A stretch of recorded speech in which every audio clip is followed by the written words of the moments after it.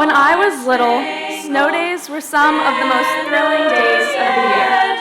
My brother and I would hop into our snow boots, throw on our hats and mittens, and rush out the door to build snowmen or forts, or even just let the snowflakes fall on our tongues. As I got older, if I was lucky, my parents would let me have sleepovers the night before a snowstorm so I could spend the day with a friend, frolicking through the fresh snow cover and come inside afterward to a hot cup of cocoa. It didn't matter if it was cold or the snow was slushy, we would be outside. We lived for snow days, not only because they meant no school, but also because they were a time of bliss, adventure, and returning home to comfort. As you all know, long winters are a fact of life when living in Maine. After all the leaves have fallen from the trees, we know snow will come. It's just a matter of when. The first snow is always the most exciting. Even in high school, students will rush to the windows in the middle of class to watch the first flakes fall. But by January or February, a snowstorm becomes more snow. While people tire of trudging through slush or shoveling their driveways time and time again, we also grow weary of just the sight of a white blanket coating our lawns. Winter can be long and dull when sitting around waiting for the snow to melt and the grass to be green again. But I think back to when we were kids, praying for a snow day and the magic the flakes would bring. While we didn't know it at the time, we were working to create joy and excitement. Life isn't just about making it through the winter, it's about playing in the snow. Anything will be downright boring if you trudge through it, counting down the minutes until your class ends or the days until your next vacation. Going through the motions and waiting for the next exciting thing to happen is a way to waste the precious moments we have. Winter doesn't have to just refer to the season, but to a challenge or a hard time. Throughout our years at Edward Little, we've each experienced many winters, like night after night of seemingly endless homework, learning challenging music, or a rough game out on the field. But through these events, we've found ways to make it even a little bit more enjoyable, which could be studying for a test with friends or taking a time out to regroup as a team. We don't have to completely flip these hard experiences into something amazing, but working with what we have can make a rough time slightly better. During my Nordic ski season this past winter, in the middle of January, there wasn't enough snow for us to get out on the trails.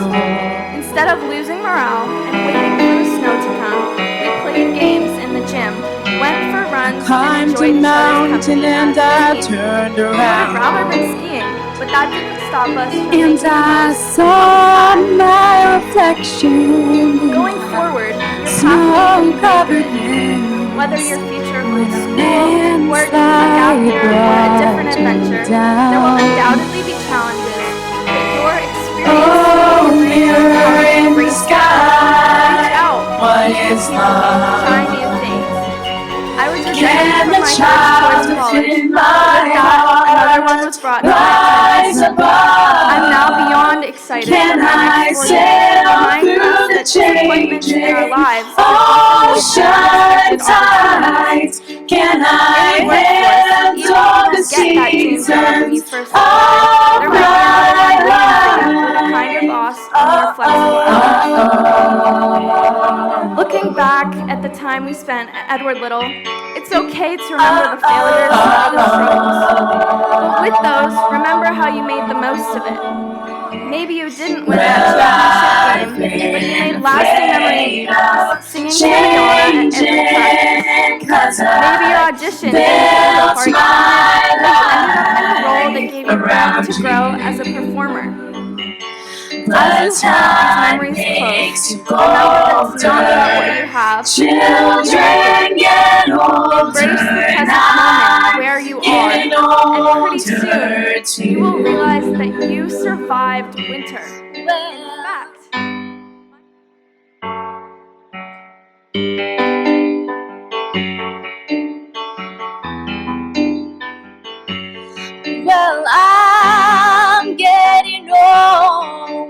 or two. So here, take this love and take it down. Yeah, if you climb a mountain and you turn around, if you see my reflection in the snow-covered hills where the landslide brought it down, and if you see my reflection in the snow-covered hills, well, maybe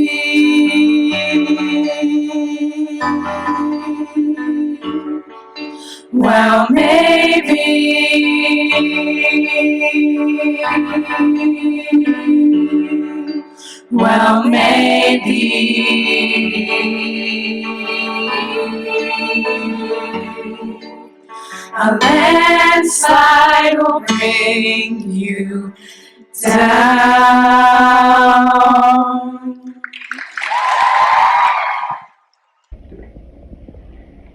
As an administrator, how do you feel that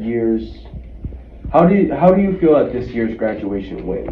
I think graduation was awesome. It was, the weather was a problem, and originally we had planned for it to be outside here on campus, on our field, and I was excited for that, but the weather was, it was downpouring. So Principal Ackley had set up basically a plan B, and it was a lot of planning on her part, and she made it happen. And all of us, contributed, but there was a lot of collaboration with Auburn Public Works too, which was pretty cool, that I hadn't seen really in the past, and it was awesome. And so I think it was great. I think the ceremony was really well done.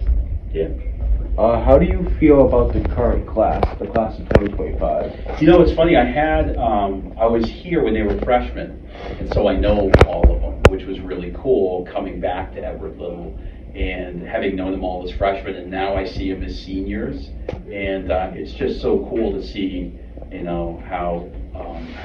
how much they've grown up, and I think that was really cool.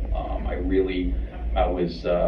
was really happy to see that Mrs. McCaffrey, I think, did a really good job of, helping most all the kiddos, get to graduation. So, yeah, it's awesome. It was really good to see a lot of these kids again. So, yeah. Is there any special stories about, any, person, any, story that you remember, that's really cool that you want to share, or any event? This is a kind of there's a lot of stories. Good question. There's one story in particular. I was the principal. I left EL and became a principal at Washburn. Yeah, at Washburn first, and then I became the principal at Monmouth Academy, which is another high school. And I got a letter this year from Chris Kangaruka, and he actually sent me a letter while I was principal at Monmouth, and it was like, hey, Mr. Gray, you made an impact on me when you were here my freshman year, and I thought that was really cool. I really did. I thought that was, I remembered Chris, and he's a good guy, and he's a good kid, and I remember him as a freshman, and it was just nice to kind of get that letter just saying thank you, and then, hey, the job opened up, and then here I am, and I came back. I just thought that was kind of cool, so yeah. What do you think is your most important role as a vice principal? Yeah, I think the most important role as an assistant principal is, first and foremost, is safety. I really, people deserve to learn in a safe environment. Teachers deserve to teach in a safe environment. That's how we do our best work, when we feel safe, right? And so I think that, and safety takes a lot of different, it's the physical safety of the building, it's our people, is this a positive place? Because you want this to be a positive place where people feel accepted. So safety can mean so many different things, but I think that is kind of, we have a ton of different roles, but I think that's maybe our most important.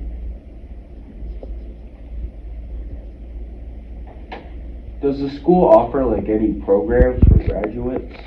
Yeah, good question. I mean, in terms of, so interestingly enough, so Mr. Lewis, our JMG teacher, so JMG, if you're enrolled in JMG, they track our graduates, to where they go next, and so there's that connection. And a lot of our kids go to the JMG program.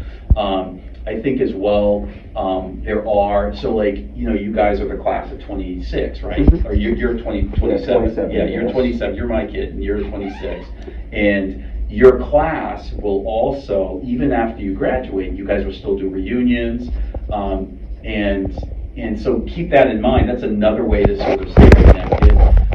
And the other cool thing that I can think of is like how many of our substitute teachers are EL graduates. So many of them.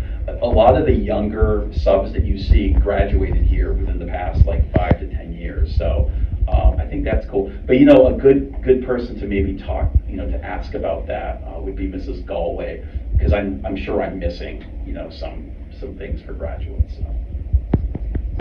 Is there any networks or programs or jobs that graduates can join and still be like linked or somewhat connected with the school system? First and foremost, it's becoming a teacher. Think about Mrs. Knowlton was one of my students, one of my history students, for example. So that's one way. I mean, if you go out and you become an educator, I think another way is by substituting as well. Like I said, we have a ton. Could be coaching. A lot of our coaches and stuff are alumni too. And so those are some things I can think of right off the top of my head. Yeah. Alrighty, well, thank you. Yeah.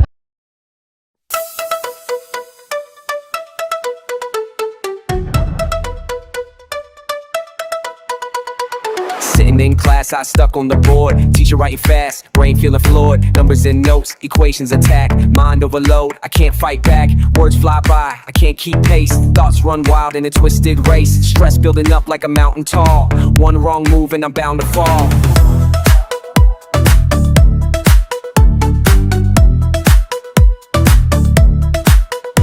Stacked high, drowning the pages, trying to stay sharp, flipping through stages, flashcards flip, facts gotta stay. If I slip up, I'll be out of play. Night turns long, coffee runs dry. Test in the morning, can't close my eyes. Test done, breathing real slow. Hand it in, let the verdict go. Teacher flips, front and back. Heartbeat drop, can't stay intact. Big red F, feeling defeated. All that grind, now it's deleted. Back to square one, stress on blast. Why school gotta hit this fast?